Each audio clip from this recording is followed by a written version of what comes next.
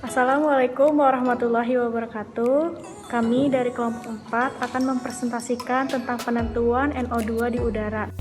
Kelompok kami terdiri dari Gadis Faradipa, Aulia Faradina, Adinda Olivia, Anissa Dian, Laila Ayu, M. Noval, dan Gali Novian, yang akan membahas tentang prinsip, cara kerja, hasil, dan kesimpulan. Prinsip dari pengujian NO2 yaitu gas nitrogen dioksida dijerap dalam larutan Gris-Saltman sehingga membentuk suatu senyawa azodai berwarna merah muda yang stabil setelah 15 menit. Konsentrasi larutan ditentukan secara spektrofotometri pada panjang gelombang 550 nanometer. Untuk prosedur kerja yang pertama yaitu pembuatan reaksi Gris-Saltman. Sebanyak 5 gram asam sulfanilat dilarutkan ke dalam 140 ml asam asetat glasial. Kemudian diaduk sampai homogen. Lalu dimasukkan ke dalam labu ukur 1 liter dan ditera dengan menggunakan aquades. Kemudian dipindahkan sebanyak 20 ml larutan induk NEDA dan 10 ml aseton.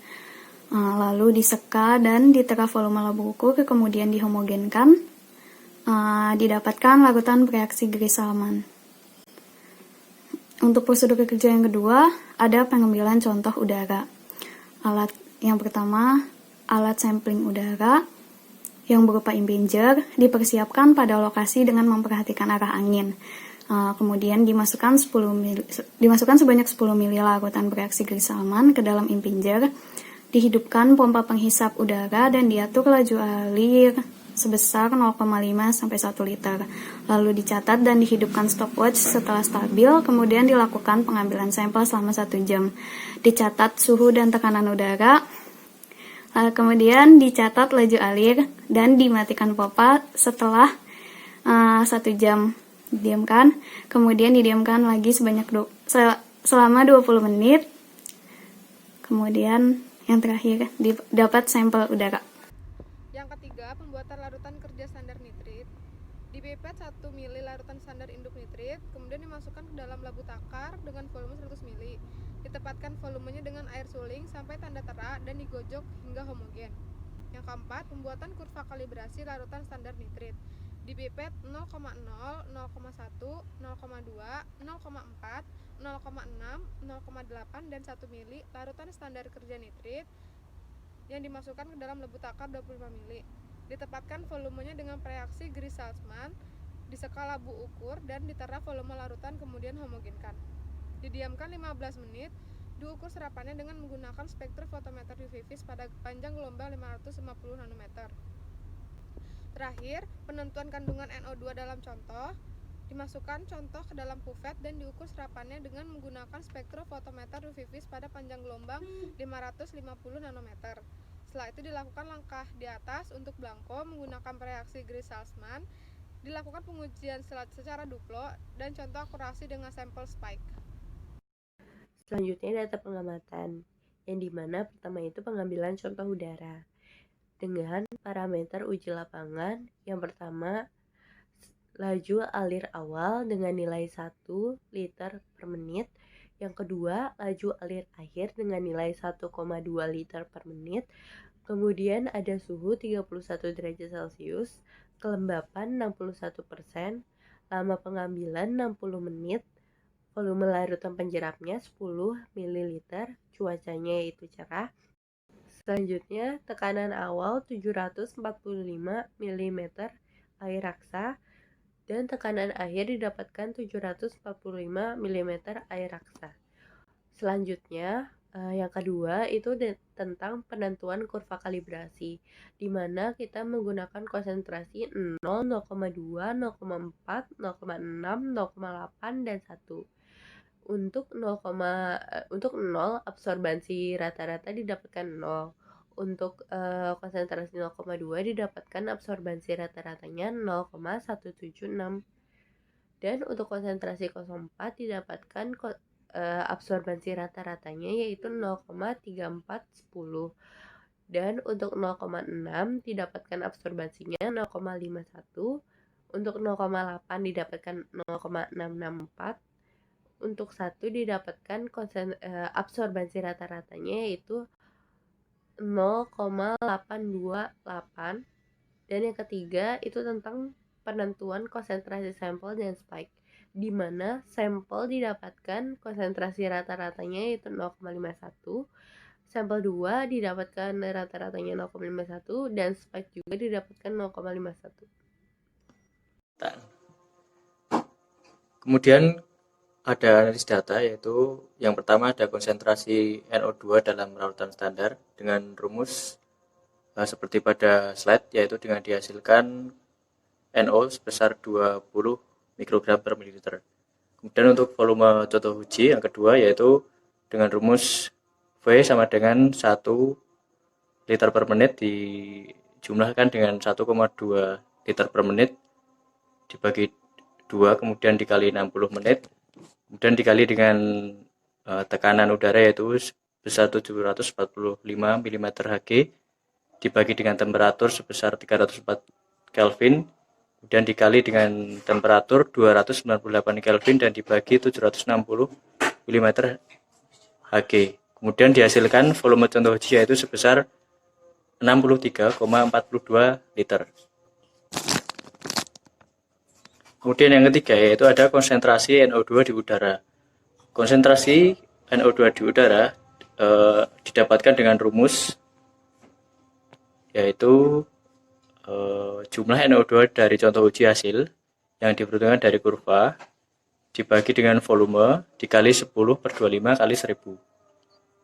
Di sini konsentrasi NO sampel 1 yaitu sebesar 96,0757 mikrogram per Newton meter. Kemudian konsentrasi NO sampel 2 ini dihasilkan sama dengan sampel 1.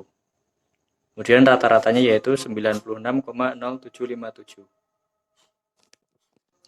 Kemudian yang keempat yaitu ada penentuan kurva kalibrasi.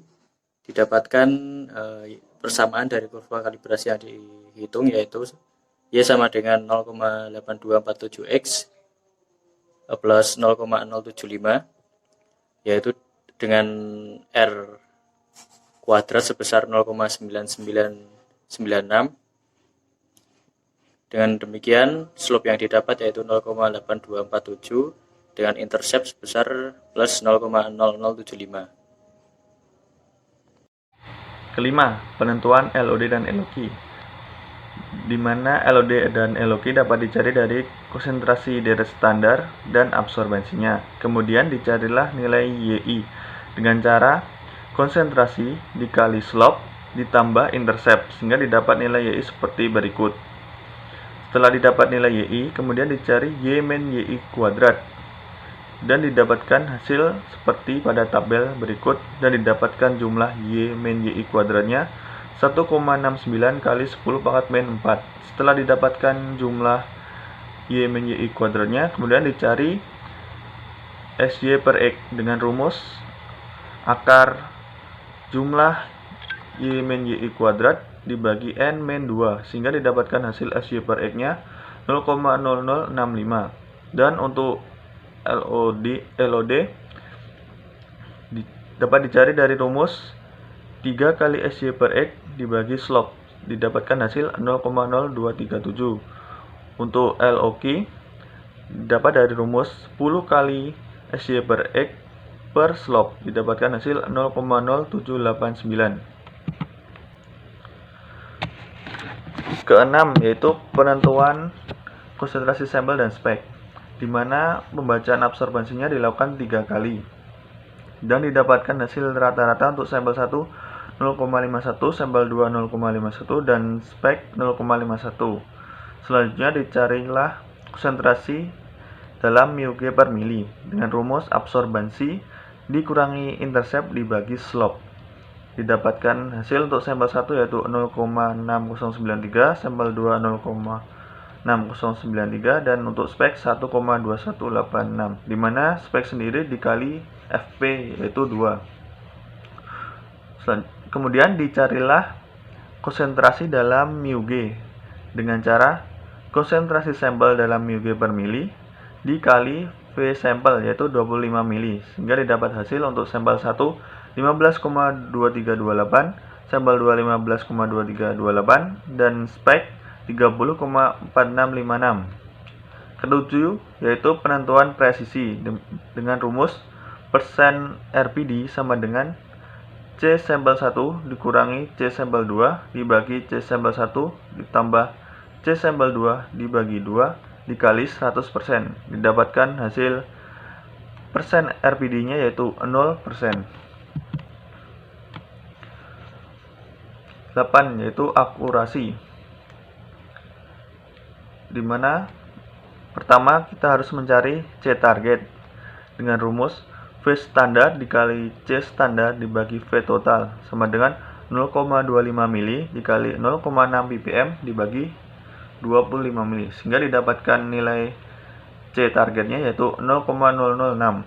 Setelah didapatkan nilai C target sendiri, kemudian dicari persen recovery dengan rumus C spike dikurangi C sample dibagi C target sama dengan 1,2186 dikurangi 0,6093 dibagi 0,006 dikali 100%, sehingga didapatkan hasil akurasinya yaitu 10155,21%. Yang kesembilan adalah menentukan ketidakpastian pengukuran.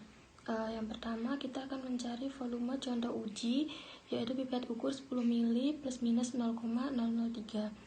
Langkah pertama yaitu mencari mu V. Mu V kita bisa mencari menggunakan rumus V per akar 6, yaitu sama dengan 0,003 mili per akar 6 sama dengan 0,0122 mili. Lalu yang kedua adalah mu T dengan rumus V dikali beta dikali delta T per akar 3 sama dengan 0 mili dikali 0,00021 dikali 5 derajat Celcius per akar 3 sama dengan 0,0061 mili. Lalu kita akan mencari mu VC sama dengan akar mu V kuadrat plus mu T kuadrat sama dengan akar 0,0122 kuadrat plus 0,0061 kuadrat sama dengan 0,0136 mili. Yang kedua adalah menentukan ketidakpastian kurva kalibrasi. Untuk mencari ketidakpastian kurva kalibrasi, kita harus mendapatkan nilai, kita harus mengetahui nilai SY per X, slope, P, N, X sample min X standar kuadrat, sigma XI min X rata-rata kuadrat, dan nanti kita akan mendapatkan nilai mu X. Mu X itu adalah ketidakpastian kurva kalibrasi. Nah, setelah kita tahu nilai dari yang tadi saya sebutkan, kita bisa mencari mu X dengan rumus SY per X per slope dikali akar 1 per P plus 1 per N plus X sample min X bar X standar kuadrat per XI min X rata-rata kuadrat.